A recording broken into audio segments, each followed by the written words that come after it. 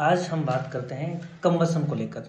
वैसे तो class 8th के अंदर एक चैप्टर है, पर ये हमारी बेसिक साइंस है कि हर इंसान को इसके बारे में जानना जरूरी है, क्योंकि अपनी डेली लाइफ में ये कहीं भी कभी भी काम आ सकता है। तो कंबसन का मतलब होता है दहन, मतलब कोई चीज़ जब जलती है तो उसको जलने के लिए क्या रिक्वायरमेंट होती है, वो क्यों जलती है और उसको हम कैसे बुझा सकते हैं, अपन उस फायर पे कंट्रोल कैसे कर सकते हैं। तो किसी भी चीज़ को जलने के लिए बेसिक 3 रिक्वायरमेंट होती है। पहली होती है उसका इग्निशन टेम्परेचर, कि हर ऑब्जेक्ट एक बेसिक टेम्परेचर के ऊपर जलना स्टार्ट कर देता है। वो सबके लिए अलग अलग होता है। कुछ ऑब्जेक्ट्स का इग्निशन टेम्परेचर लो होता है, जैसे कागज़ अपन देखते हैं, उसको हल्का सा आग में डालते ही वो जल जाता है। पेट्रोल वगैरह जो होते हैं उनका इग्निशन टेम्परेचर लो होता है ना, बिल्कुल थोड़ा सा आग देते ही वो आग पकड़ लेते हैं। और जैसे लकड़ी होती है उसका इग्निशन टेम्परेचर उनके कंपेरिजन में थोड़ा हाई होता है, उनको थोड़ी देर आग में रखना पड़ता है जलाने के लिए। तो हर ऑब्जेक्ट एक फिक्स टेम्परेचर पे जलता है, पत्थर हो या डायमंड हो, है ना, सबका एक फिक्स टेम्परेचर होता है जब वो जल उठेंगे। तो इसको अपन बोलते हैं इग्निशन टेम्परेचर। ये बेसिक रिक्वायरमेंट है कि किसी भी चीज़ को जलने के लिए ये टेम्परेचर चाहिए होता है। सेकेंड उसको चाहिए होता है प्रेजेंस ऑफ ऑक्सीजन, कि प्रेजेंस ऑफ ऑक्सीजन मतलब अगर वहाँ ऑक्सीजन होगी आसपास एयर में तो ही वो चीज़ जलेगी। अगर बिना ऑक्सीजन के अपन किसी भी चीज़ को जलाएंगे तो वो नहीं जलेगी। तो ऑक्सीजन का वहाँ होना जरूरी है। तीसरा और सबसे इम्पोर्टेंट, कि जो चीज़ जल रही है ना, अगर वो चीज़ ही नहीं होगी तो जलेगा क्या, उसको अपन बोलते हैं फ्यूल। फ्यूल मतलब कहीं पर जो चीज़ जल रही है उसको अपन फ्यूल कहते हैं। अगर किचन की बात करें तो जो एलपीजी है, अपनी जो गैस है, वो फ्यूल है। गाड़ियों में पेट्रोल डीजल वगैरह जो होते हैं वो फ्यूल का काम करते हैं। अगर कहीं पर घर में आग लगी हुई है तो पूरा का पूरा घर ही फ्यूल है। अब हम देखते हैं कि घर में आग कहीं एक छोटे पॉइंट से शुरू होती है और घर में अलग अलग ऑब्जेक्ट्स के जो होते हैं इग्निशन टेम्परेचर अलग अलग होते हैं। तो सबसे पहले आग वो चीज़ें पकड़ती है जिनका इग्निशन टेम्परेचर लो होता है। मान लो कहीं पे शॉर्ट सर्किट हो गया, हल्की सी चिंगारी निकली, वहाँ आसपास कुछ कपड़े वगैरह रखे हुए हैं या कुछ कागज़ रखे हुए हैं, उनमें आग लगी। फिर उस कागज़ की आग से वहाँ का टेम्परेचर बढ़ा तो उसके आसपास कोई दूसरी चीज़ों जिनका इग्निशन टेम्परेचर उनके कंपेरिजन में ज़्यादा था, पर उस आग के कारण टेम्परेचर वहाँ तक पहुँच चुका है, अब वो जलेगी। ऐसे करते करते धीरे धीरे गर्मी बढ़ती है और पूरा का पूरा घर ही जलने लग जाता है। ऐसे ही जंगलों में होता है। जंगलों में क्या होता है कि कहीं पर कुछ सूखे पत्ते होते हैं, है ना, उनका इग्निशन टेम्परेचर लो होता है, तो वो सनलाइट या गर्मी से जलने लग जाते हैं अपना आप ही, उनको वो टेम्परेचर मिल जाता है। फिर उसकी वजह से वहाँ की आग बढ़ती है। उस आग की वजह से जो और भी लकड़ियाँ वगैरह जो पड़ी है उनको वो टेम्परेचर मिल जाता है जो उनको ज़रूरत होती है। ऐसे करते करते धीरे धीरे पूरे जंगल में आग लग जाती है।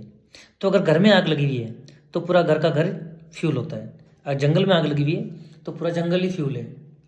तो हमें आग बुझाने के लिए इन तीनों में से किसी एक चीज़ को कंट्रोल करना होता है, कि या तो वहाँ से फ्यूल हटा दो, कि अगर फ्यूल नहीं होगा तो जलेगा क्या।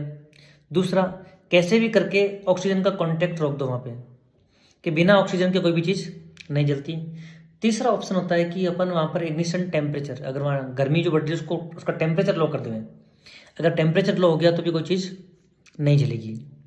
तो होता क्या कि जैसे माचिस जो होती है ना, माचिस का जो स्ट्राइकिंग सरफेस होता है इसके ऊपर थोड़ा ग्लास पाउडर और फॉस्फोरस और लगाता है, ताकि इसका फ्रिक्शन ज़्यादा हो और ये हीट जनरेट करें। अपने को पता ना, अगर दो चीज़ को रगड़ते हैं तो अपने आप गर्म हो जाती है। और इस मैच स्टिक का जो हेड होता है, जो तीली का जो हेड होता है, इसके अंदर भी सल्फर फास्फेट वगैरह जो मिले होते हैं, कि अगर इसको अपन हल्का सा रगड़ते हैं तो रगड़ने से क्या होगा, इसको इसका जो इग्निशन टेम्परेचर है, इसको जैसे अगर इसमें वाइट फॉस्फोरस है उसका इग्निशन टेम्परेचर होता है 30 डिग्री, तो उसको वो मिल जाता है तो ये जल जाती है। पर अगर अपन इसको जैसे ही फूंक मारते हैं तो अपने मुंह से जो गैस बाहर निकल रही है वो कार्बन डाइऑक्साइड होती है ना। कार्बन डाइऑक्साइड फायर को कंट्रोल करने का सबसे अच्छा ऑप्शन होता है। अब ये कैसे काम करता है कि देखो, जैसे बेसिकली कहीं पर आग लगी हुई है, कहीं लकड़ियाँ वगैरह जल रही है ना, या कहीं घर में आग लगी हुई है ऐसे जनरली, तो अपन वहाँ पे क्या करते हैं, पानी डालते हैं। पानी डालने से उसका टेम्परेचर लो हो जाता है, तो मतलब ऑब्जेक्ट्स की जो रिक्वायर्ड जो टेम्परेचर जो होती है वो कम हो जाती है, तो फिर वो चीज़ें जलना बंद हो जाती है। तो अपन काफ़ी हद तक पानी से आग को कंट्रोल कर सकते हैं। पर कुछ ऐसे एरियाज हैं जहाँ पर पानी काम नहीं करता, जैसे मान लो कहीं पर इलेक्ट्रिक कंपोनेंट्स में या अपने शॉर्ट सर्किट से आग लगी हुई कहीं पे, है ना, तो वहाँ पर अपन अगर पानी डालें तो वहाँ पर उसमें करंट फैलने का डर रहता है।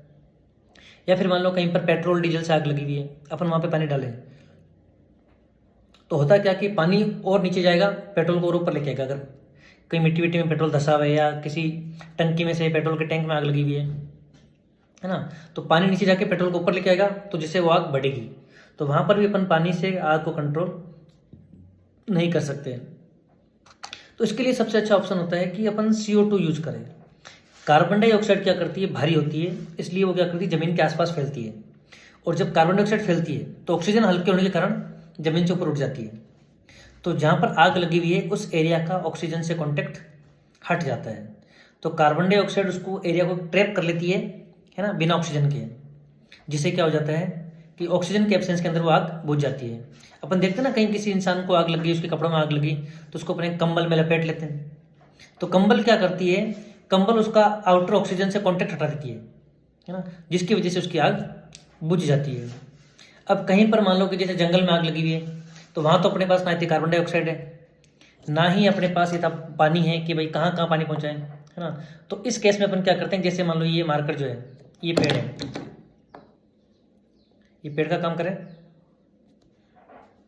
और जंगल में आग लगी हुई है, तो ये सारे के सारे क्या होते हैं, फ्यूल होते हैं। ठीक है, अब मान लो यहाँ पर आग लगी हुई है और आग आगे से आगे बढ़ रही है। अब मैं बीच में से इसको हटा दूँ, हाँ, तो गैप आ गया, तो इस आग को फ्यूल मिलना कम हो गया, और जब फ्यूल मिलना बंद हो जाएगा तो आग अपना आप ही बुझ जाएगी। तो अपन कुछ केसेज में ऐसा कर सकते हैं कि फ्यूल को वहाँ से हटा लें, या मतलब आगे वाला जो आसपास की जो जगह है वहाँ पर कुछ सामान पड़ा उसको वहाँ से हटा लें, ताकि आग और बढ़ने से रुक जाए। और जो जहाँ पे आग लगी हुई है उसमें जितना है सामान जलने के लिए, उसके अलावा और कुछ ना जले। तो अपन फ्यूल को हटाकर भी आग को कंट्रोल कर सकते हैं। जैसे अपन ऑक्सीजन को ट्रैप करके आग बुझाने का एक प्रोसेस जो है, एक शॉर्ट वीडियो में डाला वीडियो, आप वहाँ देख सकते हैं कि पेट्रोल में लगी हुई आग को अपन पानी से नहीं बुझा सकते, पर उसको ट्रैप करके, है ना, अपन वहाँ बुझा सकते हैं।